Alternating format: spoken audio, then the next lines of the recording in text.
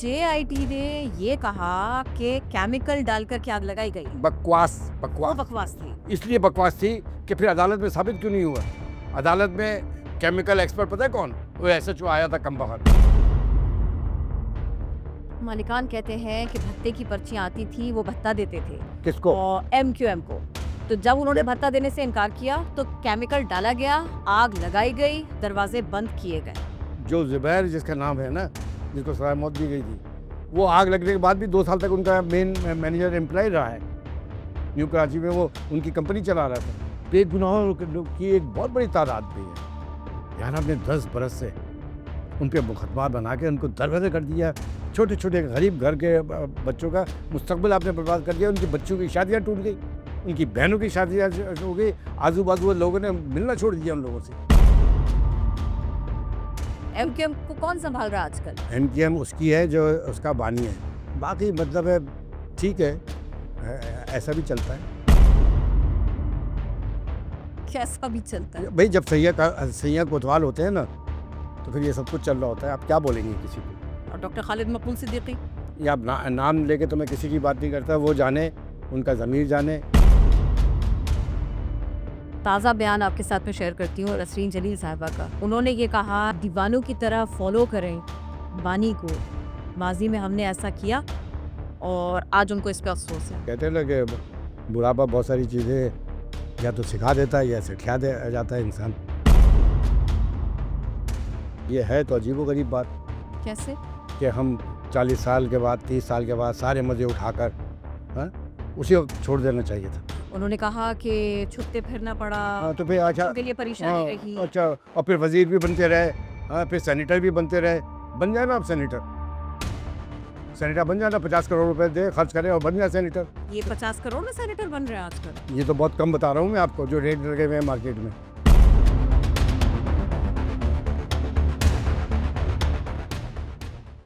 अस्सलाम वालेकुम। आई मीडिया के साथ मैं हूँ किरण आफ्ताब।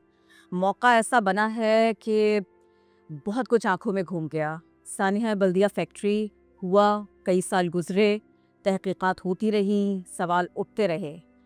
न वो मंज़र हम भूल पाए, न वो इस्तीफ़ा हम भूल पाए। जो कुछ लोग कहते हैं बर वक्त आया, कुछ लोग कहते हैं इससे क्या फ़र्क पड़ा। हम अपने सारे सवाल रखेंगे आज। रऊफ़ सिद्दीकी साहब हमारे मेहमान हैं। अस्सलाम वालेकुम, कैसे हैं? जी वालेकुम सलाम। तारुफ आपका बहुत कुछ कहना चाहा मैंने, लेकिन मैंने ये सोचा कि वो भी हम तय करके रख देते हैं साइड में।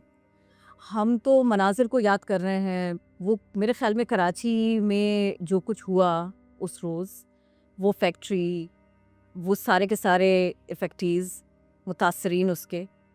मैं ये चाहती हूँ कि आज आप आई मीडिया देखने वालों को अपनी याददाश्त बताइए, क्योंकि आपको जो तकलीफ़ थी, जो आपके अंदर चल रहा था, वो रुक नहीं रहा था, वो नज़र भी आ रहा था। आप थे, बहुत मग़मूम थे उस रोज़। अगर आप ये सब जानना चाहते हैं ना, उस दिन अजीब व गरीब दिन था मेरा। मैं ऑफिस से आके बैठा हूँ तो मैं खाना कहीं नहीं खाता, घर पे खाता हूँ। तो शाम का वक्त था तो मैं खाने के ऊपर बैठा तो टीवी चल रहा था, तो उसमें एकदम खबर आई कि साइट पर आग लगी है फैक्ट्री में। तो आए दिन लगती थी वो। फिर उसमें आया कि एक कैजुअल्टी हो गई, एक मर गया, 2 मर गए, 3 मर गए। अब मेरी बेचैनी शुरू हुई। तो मैंने फ़ोन किया एमडी साइड वगैरह, मैंने कहा ये क्या हो रहा है वहाँ? तो उन्होंने कहा साहब आग लग गई है, लेकिन पानी का बड़ा प्रॉब्लम आ रहा है। हमारे बाउज़र जो है ना, वो तो पानी डाल रहे हैं। जैसे मैंने देखा तीसरा चौथा, तो मैंने कहा मैं आ रहा हूँ, ताकि मैं जब पहुँचूँगा तो आसानी हो जाएगी। तो मैं जब निकल के गाड़ी में बैठने लगा तो गवर्नर सिंध की कॉल आई। वो सब डॉक्टर इशरत अली बात गवर्नर थे सब। कह रहे यार वो सब ये भाई क्या देखिए आग लगी हुई है वहाँ पे। मैंने कहा हाँ मुझे मालूम है, मैं निकल रहा हूँ। तो एकदम उन्होंने परेशान होकर मुझसे कहा कि आप ज़रा देख समझ के जाइएगा, आपकी सिक्योरिटी वगैरह है, क्योंकि वो लैरी गैंग वालों का इलाका है। मैंने कहा यार मेरे पास तो एक अपनी मोबाइल है, बाकी सिक्योरिटी है, जाने आप जाने। मैं परेशान हो रहा था कि ये लोग मर रहे थे। जब मैं वहाँ पहुँचा तो एक ऐसा मंज़र था जो आज तक मेरी आँखों में और कानों में वो चीखें भरी हुई हैं। ये अंदर वो सारे लवाकिन बाहर खड़े हुए थे, अंदर से फ़ोन आ रहे थे और वो रो रहे थे, चीख रहे थे। मैं वहाँ हक्का बक्का खड़ा हुआ देख रहा था। मैंने कहा यार मैं ये कौन सा वज़ीर हूँ मैं जिसके पास ये इख्तियार ही नहीं है कुछ भी। कोई कह रहा है ये दीवार तोड़ दो, कोई कह रहा है वो दीवार तोड़ दो, और वहीं पे ये मालिकान भी खड़े हुए थे। लोग मुझे बताया उसमें, और इस नारकल के पास मैं खड़ा हुआ था। रात तक वहाँ पे रहा। हर तरफ से कोशिशें तो हो रही थी, लेकिन वहाँ पर उस फैक्ट्री के अंदर जब मैंने देखा तो वो जेल खाने का मंज़र था। सारी ग्रिलें लगी थी और जालियाँ लगी थी हर विंडो के ऊपर, और एक 3 मंजिला हाइड्रोलिक डोर जो फैक्ट्री में नहीं होता वो लगा हुआ था।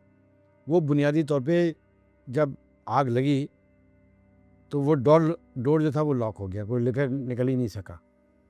पिछली सब तरफ की एमकेएम के 50, 60, 65 ऐसी कारकुन जो थे जल गए थे, वो जो आग बुझाने के लिए यूनिट के आ गए थे, आग बुझा रहे थे।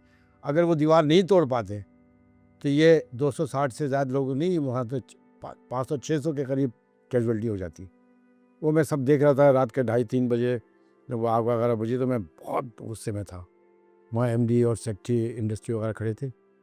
मैंने कहा मैं किसी को भी स्पेयर नहीं करूँगा। तो जब वो खोला गया तो उन्होंने मुझे बताया, कानूनी तौर पे बताया कि इंडस्ट्री एंड कॉमर्स का कोई कंट्रीब्यूशन ही नहीं है इंडस्ट्रीज़ के साथ, माँ सिवाय फैसिलिटेट करने के। ज़मीन दे दो, ड्राइंग बनेगी, आप वो अप्रूव कर दो, उसके बाद दीगर मिनिस्ट्रीज़ का काम है, जबकि ये तमाम चीज़ें एक मिनिस्ट्री के अंदर आनी चाहिए। लेकिन वही बात है ना, पॉलिटिकल एडजस्टमेंट के लिए ये डिपार्टमेंट निकाल के उधर डाल दो, उधर से निकाल के इधर डाल दो, अजीब अजीब। खैर, तो जब उन्होंने मुझे सारे बाईलॉज दिखाए, ये सारे दिखाए, ड्राइंग निकाल के दिखाई, जो एग्ज़िट डोर थे वो सब बंद पड़े हुए थे। लेकिन उस वक्त भी मैंने ये बात कही थी कि एक के बाद एक रिपोर्ट आ रही थी कि शॉर्ट सर्किट से आग लगी और वो बढ़ गई। गलती पे गलतियाँ होती चली गई। अगर ये खिड़कियाँ इस तरह बंद नहीं होती तो लोग मर के नहीं मरते।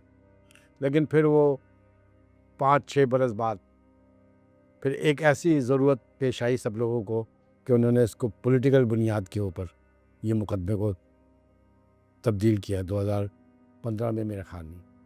जब मुझे बताया तो मैं तो हैरान रह गया, क्योंकि मैं तो आई विटनेस था भाई, और मैं तो बार-बार कह रहा था, मैंने सिंध असेंबली में तकरीर की थी। जब मुझे सब पूछ रहे थे तो मैंने कहा कि ये हादसा है, ये टेररिस्ट एक्ट नहीं है। बीबी आप यकीन जाए, और अच्छा वो अब जो आपने अभी गुफ्तगू में इस्तीफ़े की बात की ना, 3 दिन के बाद जब मुझे पता चला कि जो मालिकान हैं उनकी ज़मानत कराची से नहीं हो रही है, जो एफआईआर कटी थी स्टेट ने काटी थी, लाड़काना हाई कोर्ट और लाड़काना की तरफ से इनको बेल मिली थी। तो मैं बड़ा परेशान था। मैंने कहा ये तो बहुत पावरफुल लोग हैं, लेकिन ये बेचारे 260 जिंदा जल गए आंखों के सामने। मैंने कहा ये तो बहुत गरीब लोग हैं, ये तो रुल गए, इनको कौन पूछेगा, ये तो बहुत पावरफुल लोग हैं। उसके बाद 3 दिन गुजरे तो एक इंटरव्यू था मेरा। अब ये अपनी पूरी याददाश्त में बता रहा हूँ। इस्लामाबाद से 2 एंकर ख़वातीन थी, इसमें मेरे ख्याल में रियाम खान थी या कौन थी, जो मुझे अभी याद पड़ता है इसमें। उन्होंने मुझसे कहा कि अगर वो सवाल पे सवाल किए चली जा रही थी, जैसे हुज्जत होती है ना। तो मैंने कहा बीबी मैं तो जो हक़ाइक़ है वो बता तो रहा हूँ। उन्होंने कहा अगर आपकी ज़िम्मेदारी, आपकी वज़ारत की अगर इस पे ज़िम्मेदारी हुई तो क्या आप इस्तीफ़ा देंगे? तो मैंने गुस्से में कहा कि बीबी ये आप क्या इस्तीफ़े की बात कर रही है, कोई इतना बड़ी बात है? ऐसे इस्तीफ़े में अपने जूते की नोक पे रखता हूँ। ज़िम्मेदारी का क्या है, मुझे अगर ज़रा सा भी एहसास हो जाए कि कोताही हुई है तो मैं इस्तीफ़े दे दूँगा। ये तीसरे दिन की बात है। उसके बाद से मेरा दिमाग ये था कि इसका हल क्या होगा? ये 260 लोग जो जल के मर गए, इनके ख़ानदानों का क्या होगा? ये तो बहुत ताकतवर लोग हैं, ये तो सब आगे पीछे हो जाएगा। तो मैं इसी अधेड़पन में सोच के दिमाग में थक गया। तो एक हल मेरी समझ में आया कि अगर मैं अपने आप को पेश कर दूँ और इस्तीफ़ा दे दूँ, तो उसका नतीजा ये निकलेगा कि ये वज़न जाएगा वज़ीर आला पे और दूसरा वज़न जाएगा वज़ीर आज़म पाकिस्तान पे, कि मैं एहतजाजन इस्तीफ़ा दे रहा हूँ, इनको कंपनसेशन दो। क्योंकि मैं समझ गया था कि इनको कुछ नहीं मिलना है बेचारों को। तो मैं भी इसी अधेड़पन में था। तो रात के 2:30-3 बजे के करीब लंदन से कॉल आई बानी और कायद की। तो वो पूछे थे कि सूरत हाल के बारे में, तो जानना चाहते थे ना, मुसलसल राब्ता हो रहा था। तो जब उन्होंने मुझसे पूछा तो मैंने बताया सूरत हाल। मैंने कहा ये बड़े पावरफुल लोग हैं, कहने यार तुमने ये कहा है किसी चैनल के ऊपर कि ये इस्तीफ़ा जो है वो मैं जूते की नोक पे रखता हूँ। ज़ाहिर सी बात है मैंने बहुत बड़ा बयान दे दिया था। पार्टी में ऐसा थोड़ी होता है कि अगर आपने इस्तीफ़ा भी देना है, कुछ देना है, पार्टी को ऑन बोर्ड लेते हैं, पार्टी को बताते हैं, एक तरीका होता है ना। तो उन्होंने मुझसे पूछा, बोले क्या तुमने ये बयान दिया है? मैंने कहा हाँ बयान दिया है मैंने। तो उन्होंने गुस्से में कहा कि मुँह पे मारो इस्तीफ़ा इनके। मैंने 1 मिनट रुकिए, मैं इस्तीफ़ा दे रहा हूँ। तो एकदम चुप हो गए। ज़ाहिर सी बात उनको उनको साथ-साथ ये तकलीफ़ भी हो रही थी कि यार बता रोज़ से दीजिए क्यों दे? क्या कसूर है हमारा? वो चुप रहे। मैंने फिर उनको ये बात जो भी आपको बताई, मैंने बताया कि देखिए इसका एक यही तरीका है कि अगर मैं अपने आप को पेश कर देता हूँ, तो ये उन लोगों का कंपनसेशन हो जाएगा। क्यों ये दबाव बहुत बढ़ेगा और इन लोगों को गरीबों को वो हो जाए। वो चुप रहे। मैंने कहा अच्छा आप किसी को बताइएगा नहीं, मैं कल प्रेस कॉन्फ्रेंस कल मैं इस्तीफ़ा दे रहा हूँ। सो वो चुप हो गए क्योंकि हल भी इनकी समझ में आया था। हल तो ये इसके अलावा था ही नहीं कोई। ये कैसे मुमकिन है कि इसके अलावा कोई हल ही नहीं था? इसके अलावा क्योंकि इतने बदनीयत और कमबख्त सफाक किस्म के हुक्मरान आज भी ऐसे मौजूद हैं। इनको इंसान की ज़िंदगी आपको बीवी क्या पता। मैं इन सबको जानता हूँ, सबको मैं जानता हूँ। ये हाथ भी मजबूरन मिला रहे होते हैं अवाम से। ये अवाम को इंसान नहीं समझते। ये 1-2 की बात नहीं बता रहा हूँ, मैक्सिमम सिवाय एक आध कोई उड़ता फिरता कोई परिंदा आ जाए जो दर्द दिल रखता हो, वरना तो इसका भैया आप देखें ना, ये सारी चीज़ें मैं देख रहा था ना, और मैं हुकूमत चला रहा था ना, मैं तो वजारतों में था। तो खैर तो ये हल इसीलिए था। तो ज़ाहिर सी बात है कि एक बहुत बड़ी स्टेप लेने जा रहा था मैं। 12 बजे के करीब दूसरे दिन जब मैंने सारी चीज़ें तैयार कर दी और बिल्कुल खामोशी से इस्तीफ़ा लिखा और अपने पीएस को कहा कि गवर्नर हाउस के बाहर खड़े हो जाना, जैसे ही यहाँ से सिग्नल मिले तो इस्तीफ़ा दे देना। मुझे पता था सब रोकेंगे मुझे ये, इसलिए मैंने ये सीक्रेट रखा था और उनको भी कहा था। प्रेस कॉन्फ्रेंस से 10 से 15 मिनट पहले मुझे एकदम ख्याल आया कि यार पूरी पार्टी को तो ऑन बोर्ड नहीं लिया हुआ है, किसी को पता ही नहीं है कि उनका एक वज़ीर इस्तीफ़ा दे जा रहा है। तो बीवी फिर ये हुआ कि मैंने फ़ोन मिलाया जो उसका सीनियर डिप्टी कन्वीनर थे, मैंने बताया उनको कि मैं इस्तीफ़ा देने जा रहा हूँ, अनीस खानी ज़िंदा हैं वो। उन्होंने कहा नहीं आप क्यों दे रहे हो? वो एकदम वो होने लगे, बोले नहीं यार भाई आप क्यों दोगे इस्तीफ़ा, हम लोगों को क्या खुश। मैंने कहा नहीं यार वो बोले नहीं मैं भाई से बात करता हूँ। मैंने कहा यार भाई के इल्म में है। बोले यार रोकना चाह रहे थे, मुझे मालूम था कि सभी रोकेंगे ना इसमें। मैंने कहा उनको सबको मालूम है बस फिर मैंने वहाँ लंदन फ़ोन किया कि मैंने कहा कि टीवी ऑन करें, मैं प्रेस कॉन्फ्रेंस करूँ। वो प्रेस कॉन्फ्रेंस की तो मुझे ऐसा लगा जैसे बहुत बड़ा बोझ मेरे दिल से उतर गया। और मैंने जैसे ही प्रेस कॉन्फ्रेंस ख़त्म की, अच्छा शुरू हुई तो फिर गवर्नर के फ़ोन पे फ़ोन मेरे फ़ोन के ऊपर मेरे पीएस कर रहे, मैंने कोई फ़ोन नहीं लिया मैंने। लेकिन उसका इम्पैक्ट हुआ कि एक तूफ़ान मच गया मेरे इस्तीफ़े पे। मैं इस बरसग़ीर का दूसरा वज़ीर था जिसने एहतजाजन यानी कोई ज़िम्मेदारी भी नहीं थी। और फिर मैंने ये कहा कि ये मैं इस्तीफ़ा दे रहा हूँ, तो मैंने कहा कि 5 लाख रुपए सूबाई हुकूमत दे फ़ी कस, 5 लाख मालिकान दें, 5 लाख वफाकी वज़ीर दे, यानी एक घर को 15-15, 20-20 लाख मिल जाएंगे ना। मैंने कहा और ये काम 1 हफ़्ते में हो सकता है, मुझे मालूम है, मैं तो वज़ीर रहा हूँ। ये करने के बाद वही हुआ कि उसका इम्पैक्ट बन गया। लेकिन मुझे क्या पता था कि चंद बरस के बाद कुछ सफ़ाक किस्म के लोग आके इस मुकदमे को पॉलिटिकल मोटिवेटेड कर देंगे। तो 270 से ज़ायद आग में झुलस कर जल के मर जाने वाले जो थे ना, उनके ऊपर सियासत की गई और एमक्यूएम के पे ये मुकदमा लाद दिया गया। सिर्फ दूसरों ने सियासत की, एमक्यूएम ने बिल्कुल नहीं की। हम तो विक्टिम ही थे ना। हम और तो मनसब छोड़कर आप समझते हैं कि कॉम्पनसेशन हो गया? नहीं, कंपनसेशन हो जाता अगर ये सारी चीज़ें नहीं होती, क्योंकि केस तो फिर नए डायरेक्शन में चले गया। क्योंकि ये बाद में समझ में आया जब ये 2015 में जब बताया गया इनके खिलाफ ऑपरेशन चल रहा था। तो कहने का मतलब ये था कि जब ये मुकदमा इस नहज पे जाने लगा तो बाद में पता चला ना कि एक बड़ी पार्टी को यहाँ पे अकोमोडेट किया जा रहा है और 2018 में उसको जिताने की नाकाम कोशिश की गई, ज़बरदस्ती सही। आप पार्टी का नाम ले सकते हैं। नहीं, मैं बहुत ज़्यादा ये मुतनाज़ा बातों को इसलिए अवॉइड कर रहा हूँ कि अभी जो मैं आपसे बात करूँगा वो उससे रिलेट हो जाएगी। क्योंकि मैंने एक बात अभी की है जो मैं बार-बार कर रहा हूँ कि अब मज़ीद क्या है यार, सुप्रीम कोर्ट को मैं ज़बरदस्त ख़राज तहसीन पेश करता हूँ जिसने ये फ़ैसला सुनाया कि सबको बरी किया। इन फैसले की नौयत आप देखिए ज़रा बीबी, मैं मुख्तसर अल्फाज में, एटीसी कोर्ट ने 6-7 मुल्ज़िमान में से 2 या 2 मुल्ज़िमान को मुझ समेत, हालांकि मेरा मुकदमा नहीं था, मैं तो खुद घुस गया था उसके अंदर बेल करके, मेरे पे कोई आग वाग जलाने का मुकदमा नहीं था, वो तो मैंने बेल कराई तो मैं इन हो गया। तो मैं चाह रहा था कि मैं गवाह बनूं, तो यहाँ तो मामले उल्टा हो गया था ना सब। तो हम मुलजिम बन गए, हमारी ज़बान बनने के लिए ज़रूरी था कि इसको भी इंगेज करो, कम वक्त को, ये क्यों बोलता है। खैर, तो हुआ ये कि एटीसी कोर्ट के जज ने, मैं वहाँ खड़ा हुआ वकीलों की गुफ्तगू सुना था, जो भिनभिनाहट मुझे आ रही थी, वो जज साहब किसी सूरत में फैसला करने के लिए तैयार नहीं थी ये। तो अब फैसला सुनिए कैसे आ रहा है। 2 को बरी कर दिया, 4 को सजाए मौत दे दी है। और मैं वहाँ सुन रहा था, वो कह रहे हैं कि ठीक है हाई कोर्ट से आप करवा लेना जो भी करना। तो इसका मतलब है वो फैसला मुतनाज़ा हो गया ना, कि 2 को सजा मौत दे दी, 4 को सजाए मौत दे दी, वो चौकीदारों को भी दे दी, और 2 बरी हो गए, क्योंकि ज़ाबत है आग से कोई ताल्लुक नहीं। उसके बाद ये मुकदमा अपील पे गया हाई कोर्ट में।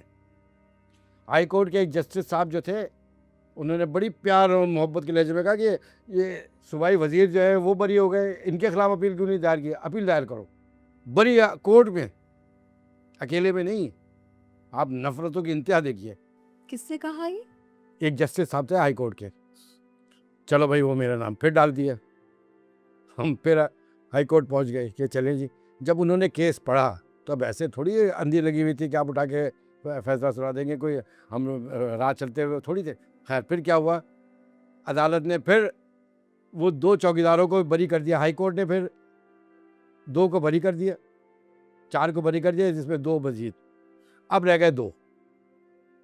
जब 2 को सजाए मौत दी तो वो सुप्रीम कोर्ट में चले गए, और उस हाई कोर्ट में हाँ रिमार्क्स दिए गए। यार, वो रिमार्क्स देखे थे कि कोर्ट्स के अंदर इस सारे रिमार्क्स दिए जाते, क्या मलाइन कर रहे हैं। खैर, हाई कोर्ट सुप्रीम कोर्ट को मैं खराज तहसीन पेश करता हूँ कि उसने इस सजाए मौत के फैसले को नहीं ख़त्म किया, केस ही ख़त्म कर दिया, क्योंकि केस बनता ही नहीं था। केस नहीं बनता था, 100% नहीं बनता था। अब आपको मैं जल्दी जल्दी एक टिप दे दूँ। ये 259 लोग कैसे फिर मैंने बताया, हक हुए? हुआ ये कि उस दिन वहाँ पर तनख्वाह बढ़ रही थी, ठीक है, इतनी कैपेसिटी भी नहीं थी उस जगह की कि 600-650 लोग एम्प्लाई हों। तनख्वाह बढ़ रही थी और उनके पास इमरजेंसी काम था, वो सब तनख्वाह लेके भागने के चक्कर में थे। तो वो मैनेजर को और मालिकान वहीं पे मौजूद थे। जब मैं पहुंचा तो भाई उन्हें कहा बंद करो दरवाजे को, उनका पहले एक काम करो, हमारे पास तो इतना इमरजेंसी प्रोजेक्ट आया हुआ है। इतने में ऊपर कहीं आग लगी। जेआईटी ने ये कहा कि केमिकल डालकर के आग लगाई गई। बकवास वो बकवास बकवास थी। इसलिए बकवास थी कि फिर अदालत में साबित क्यों नहीं हुआ। अदालत में केमिकल एक्सपर्ट पता है कौन, वो एसएचओ आया था कम बखत। वो कह रहा है आग यूं गई, मैं आपको बाखुदा यही जुमला बता रहा हूँ, मैं तो 800 पेशियों में था ना। आग यूं आई, आग इस तरह गई, आग यूं सीढ़ियों से गई, आग यूं ऊपर गई। तो वो मेरा वकील जिसका ताल्लुक नहीं था, हमारे तो आग लगाने वालों में से तो ना, हमारे तो बात का केस था कि मुकदमा ख़त्म कराने की कोशिश हो रही। तो मेरे वकील ने उनसे सिर्फ इतना पूछा कि जी एसएचओ साहब, क्या आपने फायर फाइटिंग का कोई कोर्स किया हुआ है? कह रहे नहीं। पीछे खड़े हो के इशारे कर रहे थे वो। तो खैर, अब चलिए आगे चलिए, ये केस और ख़राब ना हो जाए कहीं। उन्होंने तो वो आग लगी तो गलती तो किसी की भी नहीं थी, वो शॉर्ट सर्किट हुआ था, लेकिन खिड़कियां बंद होने की वजह से, डोर लॉक होने की वजह से वो अंदर बेचारे फंस गए। और करते, और जाहिर बात है गारमेंट्स थे ना वहाँ पे। मालिकान कहते हैं कि भत्ते की पर्चियां आती थी, वो भत्ता देते थे। जब उन्होंने भत्ता देने से इनकार किया, किसको? और एमक्यूएम को, तो जब उन्होंने भत्ता देने से इनकार किया तो केमिकल डाला गया, आग लगाई गई, दरवाजे बंद किए गए। बीबी ऐसी जो आप बता रही है ये नहीं कहा उन्होंने। मालिकान ने ये भी नहीं कहा। नहीं कहा, आप उठा के बयान पढ़ लीजिए ना। उनका ही बयान पढ़ रही हूँ। नहीं, आपका बयान, उस बयान में क्या था? उस बयान में जो जुबैर जिसका नाम है ना, जिसको सजाए मौत दी गई थी, वो आग लगने के बाद भी 2 साल तक उनका मेन मैनेजर एम्प्लॉय रहा है न्यू कराची में, वो उनकी कंपनी चला रहा था। जुबैर और रहमान। तो देखिए, मैं जुबैर की बात करूँ। खैर, अब देखिए मुकदमा क्या करना है, सारी बातें छोड़िए, इफ़ एंड बट को छोड़िए। यानी हमारे हक में अगर फैसला आ जाएगा तो लोग कहेंगे लेकिन और क्यों और कैसे। सुने बीबी सुने, ये नहीं है, अदालत आलिया का फैसला था ये, सुप्रीम कोर्ट का, कि ये मुकदमा होने, ये शॉर्ट सर्किट का था, लेकिन ये किसी की भी फतह नहीं है, ना एमकेएम की ना किसी की भी फतह थी ये सुप्रीम कोर्ट का फैसला, जिसको मैं खराज तहसीन पेश करता हूँ, क्योंकि नीचे के जो फैसले दोनों आ रहे थे, कभी कुछ सजाए मौत के फैसले ऐसे होते हैं क्या? खैर, अब मसला ये है कि वो 260 से ज़्यादा झुलस के जान से मर जाने वाले शहीद, वो मुकदमा तो एक ही जगह अभी तक पड़ा हुआ है, उनके कंपनसेशन का क्या हुआ? और बीबी एक बात और बताओ जो आप मुझे पढ़ के बता रही है ना, ये एक मुकदमा जर्मनी की अदालत बर्लिन हाई कोर्ट में भी चल रहा है। वहाँ की जो इंटरनेशनल वर्कर्स एसोसिएशन है, उसने भी केस दायर किया। वो पता नहीं उसका कब फैसला आएगा, कब नहीं आएगा। लेकिन मैं कुछ और कहना चाहता हूँ, ताकि आपका ये शो, ये बाकी बातों को छोड़िए जो भी है।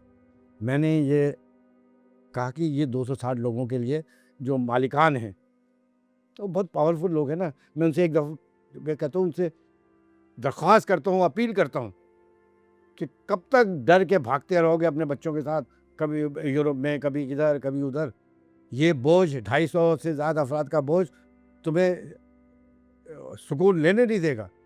पाकिस्तान आओ, फैक्ट्री को चलाओ, उनके लवाकिन को नौकरियाँ दो, और अपने बच्चों को भी बताओ कि सारी ज़िंदगी इन शोधा के बच्चों को की दिलजोई करो, उसका कुफारा अदा करो।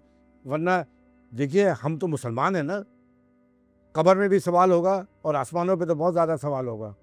कब तक ये दारुल कफर में भागते घूमते रहोगे? यहाँ पर आओ, तुम्हें कोई कुछ नहीं कहता। अब मसला ये है कि एमकेएम को तो सब कुछ कर दिया था ना, खड्डे लाइन लगा दिया था, फिर भी 10 साल में अदालतों में कोई वो पेश नहीं हुए। लेकिन मैं किसी को भी गलती नहीं कह रहा। गलती, फिर गलती, फिर गलती और फिर गलती, उसका फिर फ़ायदा उठाने की कोशिश की। अब तो ये कोई छिपी हुई बात थोड़ी है। अब अगर कोई ढिठाई से आके बात कर ले कि नहीं हमने तहक़ीक़ात की, झूठ बोलते हैं। तो अदालत थी ना वहाँ पे, इतना बोगस केस सुप्रीम कोर्ट ने तीसरे दिन उठा के फाइल फेंक दी कि हम सराय मौत कैसे दे दें इसके ऊपर। सराय मौत कोई मामूली बात होती है? आपने 10 साल तक इन समेत और एमकेएम के बहुत सारे कारकुन, बेगुनाह की बात कर रहा हूँ, जो जुर्म किया है वो भाड़ में जाए, उनको कुछ भी करो, लेकिन जो बेगुनाहों की एक बहुत बड़ी तादाद भी है यार, आपने 10 बरस से उन पे मुकदमा बना के उनको दरबदर कर दिया। छोटे छोटे गरीब घर के बच्चों का मुस्तकबिल आपने बर्बाद कर दिया। उनकी बच्चों की शादियाँ टूट गई, उनकी बहनों की शादियाँ हो गई, आजू बाजू लोगों ने मिलना छोड़ दिया उन लोगों से। ये कोई एक गम है जो हम झेल रहे हैं? ये क्या बात है? 10-10 साल के बाद यार हमारी बेगुनाही साबित होगी। जब भी ऐसा मसला आता है, 8-8 साल, 5-5 साल, ये तो सोग उन जमातों को है जो इसके ऊपर सियासत करते रहे, कम वक्त कहें कि अल्लाह का नाम लेते हैं, रसूल का नाम लेके दूसरा नाम यही लेते थे सानिया बल्दिया के लोगों का। आज कहाँ हैं वो लोग?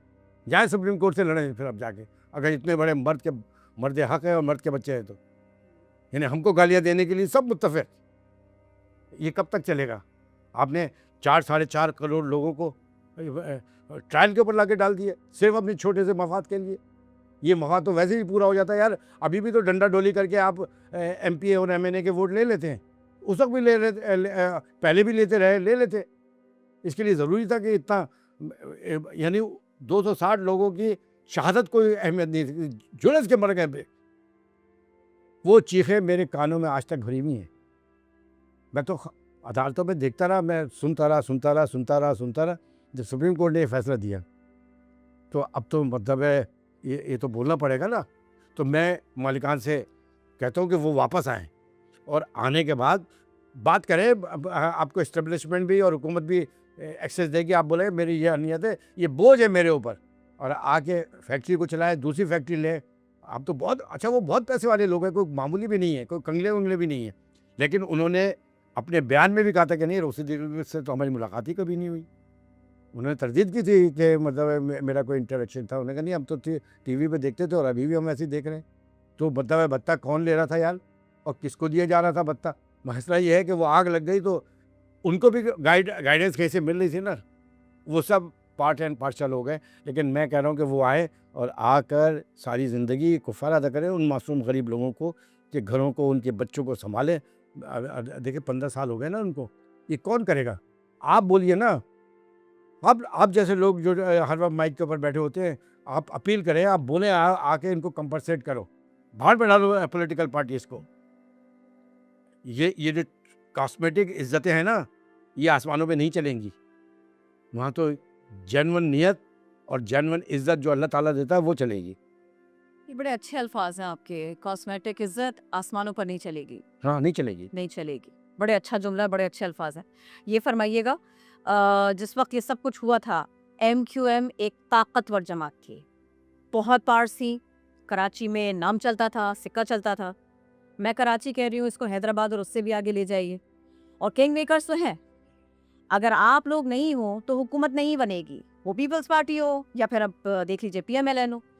तो इसीलिए शुबहात भी ज़्यादा होते हैं, इसीलिए इल्ज़ामात भी ज़्यादा लगते हैं। चलिए, हमने चूँकि सानहे के ऊपर भी बात कर ली पूरी, सवाल अभी भी हैं और सवाल रह करते रहिए, करते रहिए। सवाल रह जाएंगे। मैं तो बैठा हूँ आपके पास, करिए।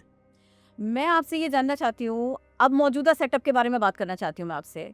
आप इसको कैसा देख रहे हैं? मौजूदा क़यादत को कैसा देख रहे हैं आप MQM की? और आप क्या समझते हैं, वो MQM जिस वक़्त आपके पास में मनसब था और आपने पूरी बात बता दी कि किस तरह से आपने मनसब छोड़ा, वो MQM बेहतर थी या जो MQM आज है वो बेहतर है? ये आवाम से पूछिए ना जाके, आवाम से पूछिए। आप पूछ के देखिए। देखिए ना, मैं भी एक बात सिद्दीकी साहब, आप अब पूछ कर देखिए। नहीं, पहले आपके जो जब आप वाइंड अप कर रही थी इस गुफ्तगू को वहाँ पे, तो आपने 3-4 पार्टियों के भी नाम लिए थे और ये कहा था कि MQM ऑल इन ऑल थी और सबसे बड़ी मजबूत पार्टी थी। यार, इतनी मजबूत पार्टी थी कि 22 अगस्त को एक हल्ले पे उड़ा के फेंक दिया। और पूरी MQM जो है वो जाके वो क्या कहते हैं, दरे गैर पर तुम्हें हमेशा सर झुकाए देखा, ऐसा दाग सजदा मेरे नाम पर नहीं है। वो एक रात में इतनी मजबूत पार्टी। देखिए, ऐसा नहीं था। MQM जब ये रन कर रही थी ना, तो पूरे पाकिस्तान के अंदर इसकी धमक जाती थी। पाकिस्तान की हाई कमान लंदन में भी और यहाँ पर भी MQM को ऑन बोर्ड रखे हुए थी। कोई दुनिया की पार्टी, सुनिए गौर से मेरी जुमला, ये मैं आवाम को भी बता रहा हूँ आपकी तरफ से, एक जुलूस एक सियासी पार्टी निकाल नहीं सकती जब तक DC और IG वगैरह की परमिशन ना हो, जो उसको सिक्योर ना कर रहे हो। इस्टेब्लिशमेंट के साथ MQM के बेहतरीन रवाबित रहे। बहुत आप जो कह रही है ना, बहुत मजबूत है। मजबूत इसलिए थी कि MQM, इस्टेब्लिशमेंट, ये सब एक पार्टी में थी और वफाकी और सूबाई हुकूमतों को हम ऑक्सीजन देते थे, हम उनके खिलाफ थोड़ी थे।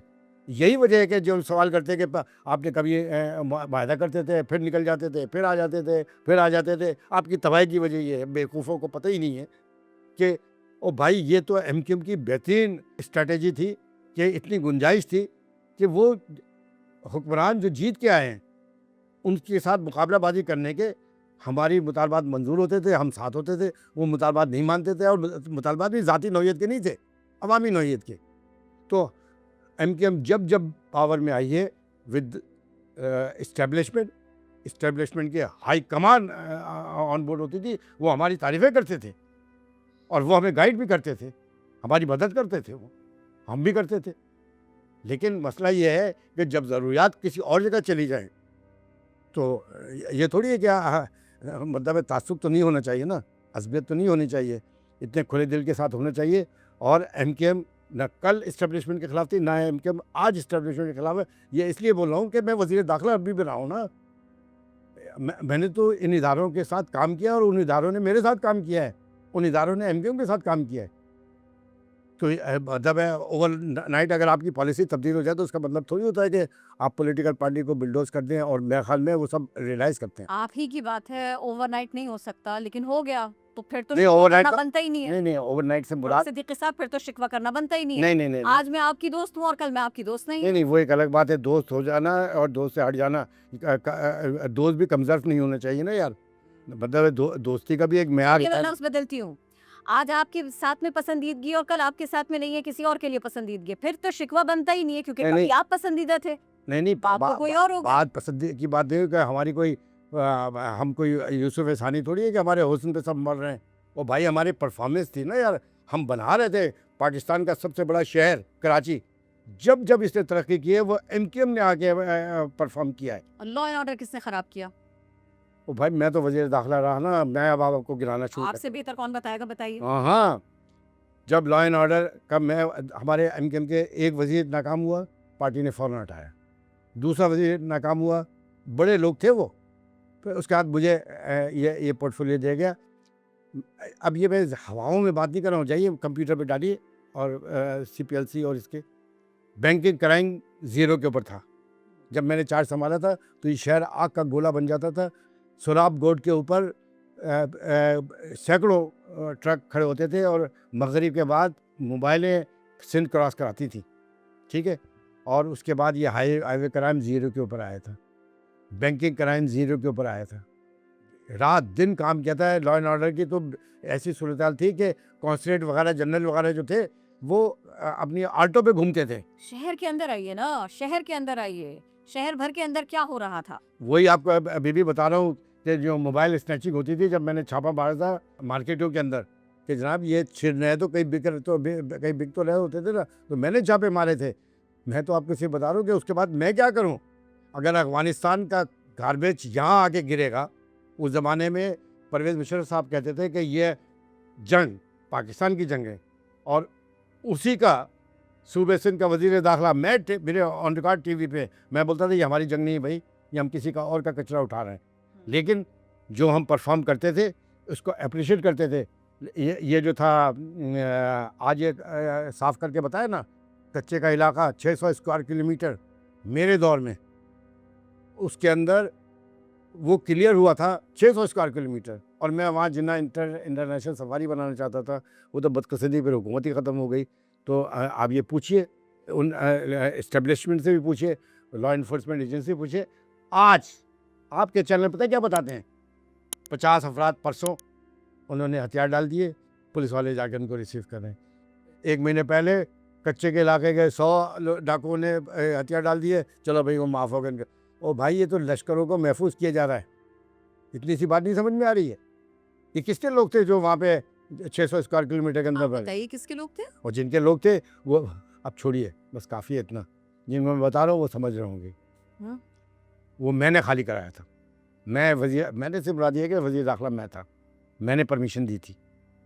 तो एमकेएम तो परफॉर्म कर रही थी ना, और आज भी करेगी। लेकिन मसला ये है कि ऐसा नहीं हो सकता कि यार जिनको काम नहीं आता है उनको आप उठा के ताज पहना देंगे, तो फिर तो ये होगा ना। किनको काम नहीं आता बताइए ना। मैं इन सब की बात कर रहा हूँ जिनके भी जेन्युइन, सिर्फ कराची नहीं, हैदराबाद, नवाबशाह, सक्कर, 4.5-5 करोड़ टंडोला यार लोग, ये रांदे दरगाह हो गए 10 बरस में। कोई परेशान हाल नहीं है। मैं बार बार ये कह रहा हूँ, है ना। मतलब है कि हम सारे जराइम हमारे खाते में। और अब बताइए ना इस शहर के अंदर क्या हो रहा है। अच्छा हम बुरे थे ना, चलो भाई हम 10 साल पहले हटा दिए गए, तो जो फरिश्ते आए थे उन्होंने क्या किया जो 10 साल से कर रहे थे। अब आप जल्दी से हमें मौजूदा क़यादत के बारे में बताइए। कौन कौन सी आपको लगता है कौन सी मौजूदा क़यादत? एमकेएम को कौन संभाल रहा है आजकल? नहीं, संभालने की बात अलग है। भाई एमकेएम तो उसकी है जो उसका बानी है, ठीक है ना। एमकेएम उसकी है जो उसका बानी है।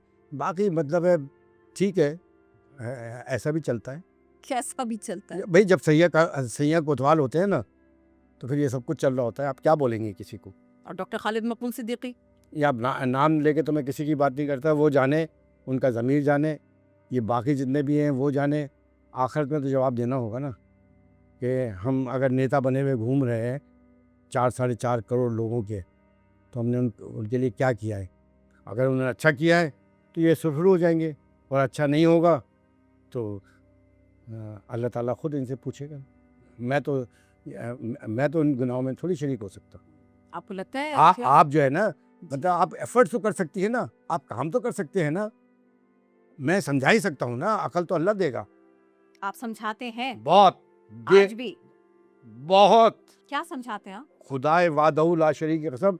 जब शुरू मैं बता रहा हूँ 22 अगस्त के बाद की इजलासों में बैठ बैठ के मैं बोलता था यार आप, अच्छा कोई भी निचले लेवल की तो बात ही नहीं करता था, सब इस्लामाबाद के टॉप कह के जी उन्होंने कहा है कि आप हमारे लीडर हैं। मैंने कहा यार जब वो लोग कह रहे हैं आप हमारे आपके लीडर, एक ने 2.5 साल इस तरह गुजार दिए, दूसरे ने 2.5 साल ये कह के गुजार दिए, और आगे ऐसे हाँफते काँपते आते थे। चंद लोगों की बात कर रहा हूँ, ओ बस जल्दी जल्दी फैसला करो, जल्दी फैसला करो, जल्दी फैसला। और इधर से फ़ोन कर एक्टर। अब एक दफ़ा हो गया यार, 2 दफ़ा। मैंने कहा यार जिसको देखो वो भागा भागा आ रहा है। अच्छा यहाँ से फैसले करवा लें, उसके बाद सुनने वाला कोई नहीं। तो मैंने एक दफ़ा पूछा भी, मैंने कहा भाई इतने बड़े बड़े लोग अब कह रहे हैं कि आप उनके लीडर हैं, तो ये तो 1 मिनट के अंदर काम हो जाएंगे। हाँ 1 मिनट के अंदर ये काम हो जाएंगे, तो आप कराते क्यों नहीं हैं। मुझे ये बताइए कि ये मुज़ाकराती टीम नाअहल है या वो देना नहीं चाहते? तो पता है क्या जवाब दिया? ये मैं 1-2 लोगों के कमरे की बात नहीं कर रहा हूँ, भरे इजलासों की 57 अरकान की। मैंने जब पूछा कि कमेटी नाअहल है जो मांगने जाती है या वो देना नहीं चाहते? तो ये क्या है, कैसे कहते हैं कमेटी नाअहल है? तो उन्होंने कहा कि नहीं जी वो देना नहीं चाहते। मैंने देना नहीं चाहते तो फिर क्या बात करेंगे? और आज भी मैं इनमें, मेरा अल्लाह का वाह, आज भी मैं इनका बुरा नहीं चाहता। मेरी बात सुने, मेरा दुख ये लोगों की, यार लोग तो रुल गए ना, हम्म। आज वो कहाँ जाएंगे आप बताइए? उनके मसाइल कौन हल करेगा? 22 एमपीए एमएनए ये अवाम के मसाइल को हल करने के लिए है ना। ये परफॉर्म करना ज़रूरी है लोगों को। मैं आज भी समझाता हूँ, मैं किसी का बुरा थोड़ी चाहता हूँ। ये मेरी सरिश्त में नहीं है ये। भाई अगर मुझे लेना हो, बीबी आप मुझसे बात करिए, ये सारे मिनिस्टर वगैरह मेरे थे ना, ठीक है? तो अगर मैं थोड़े से प्यार मोहब्बत की बातें करूँ तो मुझे तो जो मैं अपने 50 काम निकलवा लूँ ज़ाती तौर पे। मैं तो ये सारी चीज़ें ना पहले की ना मैं बाद में की। मुझे तो इन चीज़ों से नहीं, मुझे ये है कि अवाम के लिए परफॉर्म करो। ये पाकिस्तान हमारे बाप दादा की जागीर है। हमारे बाप दादाओं ने कुर्बानियाँ दी हैं। मैंने अपनी माँ को आखिरी उम्र तक बिलख बिलख के रोते हुए देखा है कि लखनऊ में उनका, वो कहती थी मेरा सबसे प्यारा भाई था, इतना खूबसूरत भाई था, उसको हिंदू उठा के ले गए। मैंने आंखों से रोते हुए देखा है उनको पूरी ज़िंदगी। ये मुल्क इस्लामी मुमलिकत, कोताहियाँ हैं, खामियाँ हैं, गलतियाँ हैं, जुल्म है, जबर है, उसको ठीक करो, जद्दोजहद करो। लेकिन ये थोड़ी हो सकता है कि आप पाकिस्तान के ख़िलाफ़ होके करें। पाकिस्तान के ख़िलाफ़ कोई भी नहीं है, मैं आपको सच बता रहा हूँ। अच्छा, पाकिस्तान के ख़िलाफ़ होके कहाँ जाएंगे? हिंदुस्तान में जाएंगे जहाँ पे शिद्दी और सनटन की तहरीकें चल रही हैं, जहाँ पे उन मुसलमानों का जो अशर हुआ हुआ है। कोई नहीं, पाकिस्तान से सब मोहब्बत करते हैं, सिर्फ आप अपने ज़ाविये को बदलें, सब ठीक हो जाएगा। अच्छा, मैं एक ताज़ा बयान आपके साथ में शेयर करती हूँ नसरीन जलील साहिबा का। उन्होंने ये कहा कि दीवानों की तरह फॉलो करें बानी को। माजी में हमने ऐसा किया और आज उनको इस पे अफसोस है। कहते हैं ना कि बुढ़ापा बहुत सारी चीज़ें या तो सिखा देता है या सिखा दे जाता है इंसान। तो मतलब अगर 40 साल उन्होंने गलत काम, अगर उन्होंने कहा है तो ये मुझे नहीं मालूम, नहीं कहा, अगर उन्होंने कहा है तो वो जाने और खुदा जाने। मतलब लेकिन ये है तो अजीबोगरीब बात कैसे? कि हम 40 साल के बाद, 30 साल के बाद सारे मज़े उठाकर, हाँ, उसी वक्त छोड़ देना चाहिए था। उन्होंने अपनी सफरिंग्स का भी जिक्र किया। क्या क्या सफरिंग की है? उन्होंने कहा कि उन्होंने बहुत मुश्किल हालात गुजारे। मसलन उन्होंने कहा कि छुपते फिरना पड़ा, हाँ तो फिर अच्छा, बच्चों के लिए परेशानी हाँ रही। अच्छा, और फिर वजीर भी बनते रहे, हाँ फिर सेनेटर भी बनते रहे। बन जाए ना आप सेनेटर, सेनेटर बन जाए ना, 50 करोड़ रुपए दे खर्च करें और बन जाए सेनेटर। ये 50 करोड़ में सेनेटर बन रहे हैं आजकल। ये तो बहुत कम बता रहा हूँ मैं आपको, जो रेट लगे हुए हैं मार्केट में। या आज ही नहीं, उस वक्त भी इतनी होते थे। मतलब ये अच्छा, जिसको देखो अपनी सफरिंग बता रहा है, उनकी सफरिंग बताओ ना। वो जो कारकुन जिन्होंने आपको लोगों को एमएनए एमपीए बनाने के लिए रात दिन मेहनत की और जान से गुजर गए, असल तो एमकेएम उनकी है। जो एक शख्स शुरू से इक़्तिदार में बैठा हुआ है, हाँ, कभी वो मेयर बन रहा है, कभी वजीर बन रहा है, कभी एमएनए बन रहा है, कभी और आके बोल रहा है कि नहीं जी बड़ा जुल्म हो गया था ये सब, और जुल्म था तो तुम लोग उसके पार्ट एंड पार्शल थे। तुम लोगों को तो एक बार ही बयान के ऊपर बंद करना चाहिए, खड़े होकर कह रहा हो कि ये होता था। नहीं, बहरहाल अब मैं उन बेचारियों को क्या बोलूँ यार। ये सवाल मुझे बाई नेम तो किसी के लिए कहिए नहीं। पता नहीं किस मजबूरी में उन्होंने बयान दिया ये। मजबूरी में नहीं। अच्छा, चलिए चलिए आपका जुमला है। ये ठीक है। मेरा जुमला नहीं है, मैं बोल रहा हूँ कि इतना मतलब है, जूतों समेत थोड़ी आंखों में कोई घुस जाता है कि मतलब है कि सफरिंग ये है कि हम छुपते फिरे। आपको किसी ने नहीं मारा, आप शहीद वहीद भी नहीं हुए। ये जितने भी हैं, ये शहीद वहीद नहीं हुआ कोई भी। शहीद तो कारकुन हो गया बेचारा, जो हाँ हमारे हम पार्टी के झंडे उठा के निकलता था, छोटे छोटे घरों के। मैंने देखा ना, जहाँ जहाँ से मैं इलेक्शन लड़ता था, लोगों को की कहानियाँ सुनते रहिए बीबी। मैं जब सऊदी अरब से आया ना इलेक्शन लड़ने के लिए, तो रिंगली टाउन से भी और लाइन्स एरिया और इधर से मैं सुबह असेंबली की 2 जगह चल रहा था। तो एक दिन मैं दोपहर पहुँचा 1:30-2 बजे, सेक्टर यूनिट ऑफिसों में। तो मैंने कहा ये साथी कहाँ चले गए? उन्होंने कहा वो घर खाना खाने गए हैं। घर खाना खाने गए? बोला हाँ रो भाई, वो तो खाना खाने तो घर जाते हैं ना, हम कहाँ से खिलाएंगे? बाखुदा मैं आपको बता रहा हूँ, मैंने सच पकड़ लिया। मैंने कहा ये मारे मारे कपड़े धूल मट्टी में उड़े हुए जलसा कर रहे हैं, लोगों को खुशामदीद कर रहे हैं कि वोट दे दो, इसको जा रहे हैं, अच्छा भाई तू नाराज़ हो गया तो उससे, ये सब साथी करते फिर रहे हैं। और खाना खाने के लिए घर पे, मैंने कहा नहीं भाई, खाना यहाँ शुरू करो। अच्छा। जब हुआ तो उसके ऊपर बोले रहे भाई आप क्या बात कर रहे हैं, पार्टी के अंदर ये होते कभी नहीं हुआ है, सब अपने घरों में खाना खाते हैं। मैंने कहा पार्टी के अंदर तो था या नहीं था, मैं तो दे रहा हूँ, बस शिकायत कर देना। तो मेरे मामले में तो वहाँ से कभी कोई बात नहीं होती थी। लेकिन मुझे अच्छे अगर याद आ रहा है तो एक दफ़ा इमरान फारूक जो थे, बिल्कुल हल्की दबी आवाज़ में बोले यार भाई आपने वहाँ पे खाना शुरू करा दिया भाई। बोले ये तो सब जगह करना पड़ेगा। मैंने हाँ करे, क्योंकि बड़ी सख्ती के साथ पाबंदी थी उम्मीदवारों को कि तुमने अपने इलेक्शन में 1 रुपया भी नहीं खर्च करना है। 1 रुपया भी खर्च नहीं होता था उनका, ये बगैर पैसों के जीतते थे सब। आज आके बोल रहे हैं कि अच्छा वाह वाह वाह वाह वाह वाह, इनकलाब, ये इनकलाब है। नहीं इनकलाबी शख्सियत, वाह।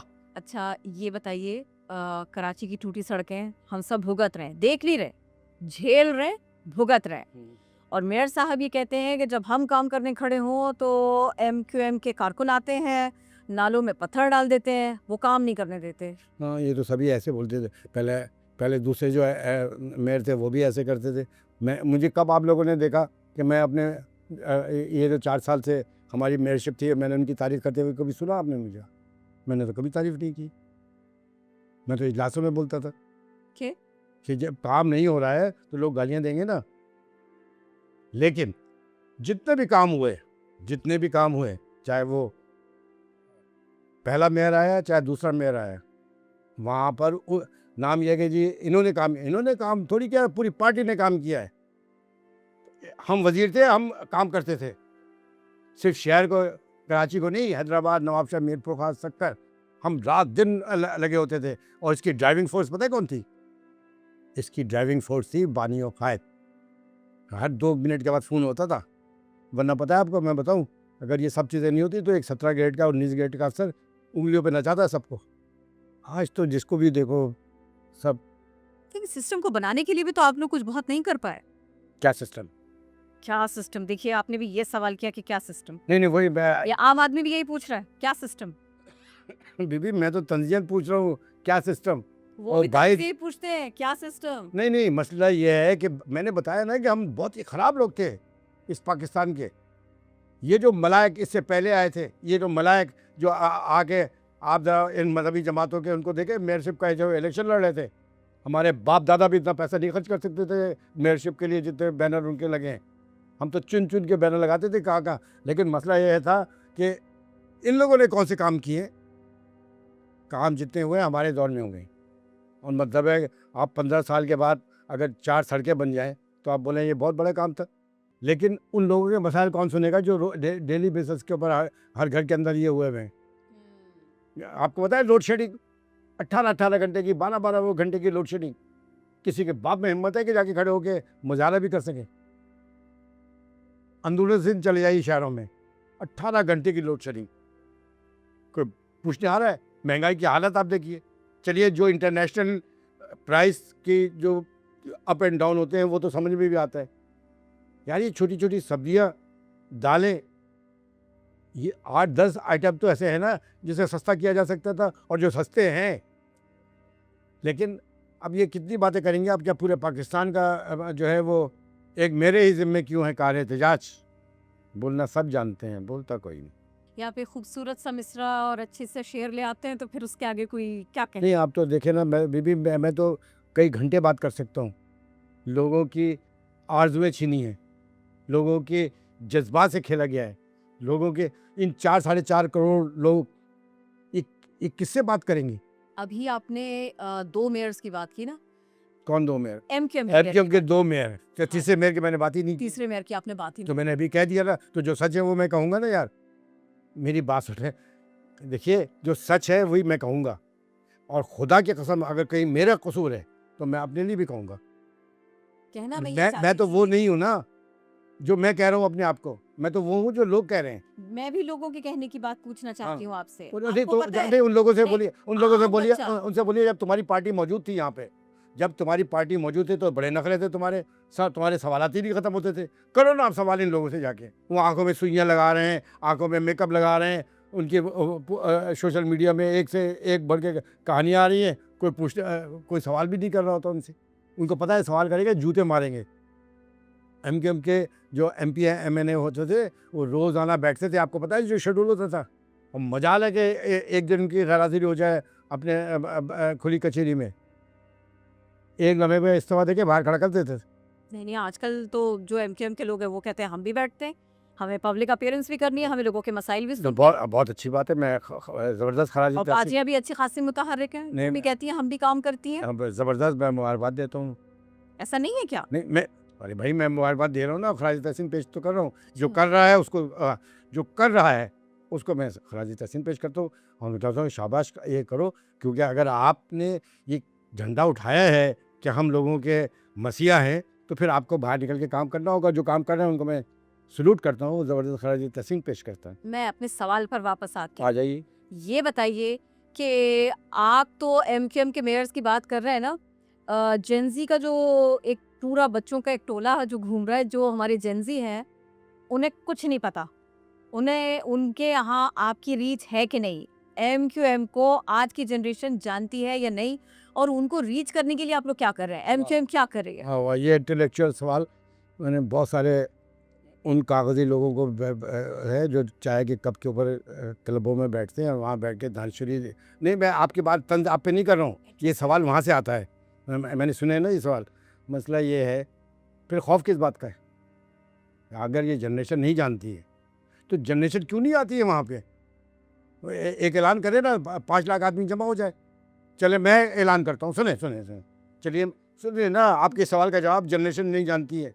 और जनरेशन हमसे बहुत ज़्यादा आगे है, वो सब जानते हैं, लेकिन उनको पता भी है ना कि कुटाई भी होती है, तो कुट लगने के लिए कोई तैयार नहीं है ना। दे देना आज इजाज़त। ये जनरेशन कुट के लिए तैयार नहीं है। नहीं, कोई भी जनरेशन नहीं कुट के लिए तैयार होती, लेकिन मैं एक बात बोल रहा हूँ, देना मुझे इजाज़त। चले मैं कैलकुलेटर लेके आप खड़े हो जाइएगा, चले दावा कर रहा हूँ मैं, कैलकुलेटर लेके आप खड़े हो जाइए और लोगों को गिनना शुरू करें। 50,000 लोग बाहर निकलेंगे। ये ज़्यादा है, ये कम है? आप बोलिए हाँ या नहीं में जवाब दे जाइएगा। कम है? 1 लाख, चलिए 2 लाख। करोड़ों के अवाम में एक अरे लाख बोल रहा है। नहीं ओ भाई ये तो करोड़ों की आबादी अच्छा, है आप कराची की। हमको कह रही हैं, मैं 2 लाख बोल रही हूँ तो बोले करोड़ों की आबादी। अच्छा, किसी भी इनकम बखत के पास 500 से 1000 से आदमी ज़्यादा आदमी नहीं आता, उनको नहीं है आप कहेंगी?